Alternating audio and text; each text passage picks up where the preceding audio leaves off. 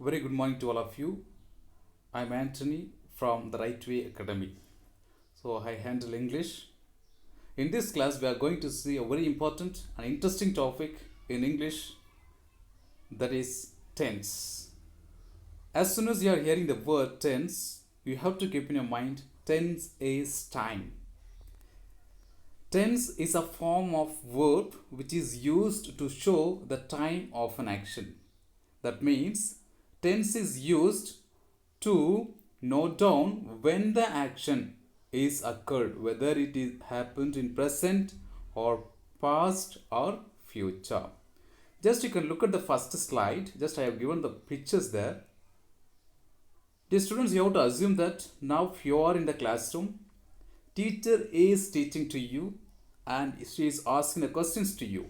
That means just you assume, just you have to create a present situation over there. So by looking at this, you can take the students as a subject or you can take the teacher as a subject. Then you have to make a sentence. I'll make one sentence just you look at that. Teacher questioning the students. Teacher asking the students to stand up, etc. The students are listening to the teacher. The students are raising their hand. So this shows that the action is used to show the present action. Next we come to the present tense. What is the definition for present tense? Present tense is nothing but it is a kind of tense which is used to show the action when it occurs in present or ongoing action. In this slide, just you can look at that. One man is standing, sun is rising, the teacher is asking the questions, the farmer is farming in the land. Before you're moving there, just you can see this side.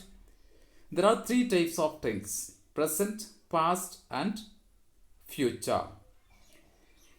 Present tense has four types: simple present, present continuous, and then present perfect continuous, and present perfect tense. As the top this, and we'll have past also: simple past, past continuous, past perfect, and past perfect continuous. Now we are going to see simple present tense. What is simple present tense? Just I will make four sentences by looking at these four pictures. Second slide, just you have to follow. The man is going to the college, or the student is going to the college. The man goes to college every day. The sun rises in the east. The teacher teaches the students. The farmer farms in the land. Just you can come to the next slide. Present simple, when do we use in the sense? When you're talking about the facts, or when you're talking about the universal truth, or when you're talking about daily routines or habitual actions, then we have to use simple present tense. Just you can see here, sun rises, of course it is universal truth. The farmer farms in the field, of course it is habitual action. The teacher teaches the lesson, it is also habitual action.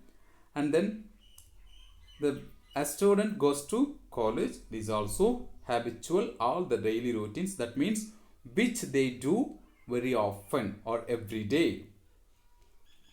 Then what is the structure for simple present tense? Subject plus base form, that is V1, then object. Example, I clean the board. You look at this slide, I is the subject. Who is cleaning? I. That means I is the performer of the action. So it is an agent subject. What is that? What I'm doing? I'm cleaning the board. So clean is the action word. Who is receiving my work? That is the board. So I is the subject, clean is the verb, the board is an object. So what is an object? As I told you, door of an action, verb, action words. Examples: coming, going, eating, sleeping, teaching, listening, writing, kicking, driving, riding, blinking, sleeping, watching, etc. Then object, receiver of an action. In this class, we are going to see only simple present tense. Simple present tense, when you are using simple present tense, third person, that is he or she or it, we have to use es or s to the main verb. especially in the simple present tense.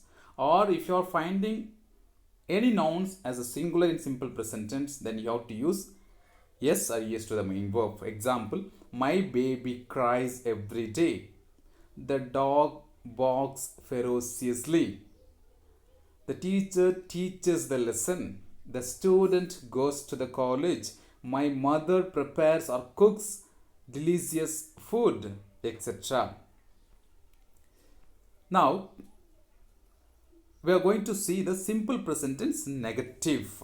So, we know that what is negative. Negative words will indicate like never, don't, doesn't, not, etc. No, no one, or the negative words. For this also we have to have separate formula structure that should be applied when you are speaking or writing English. I don't eat meat.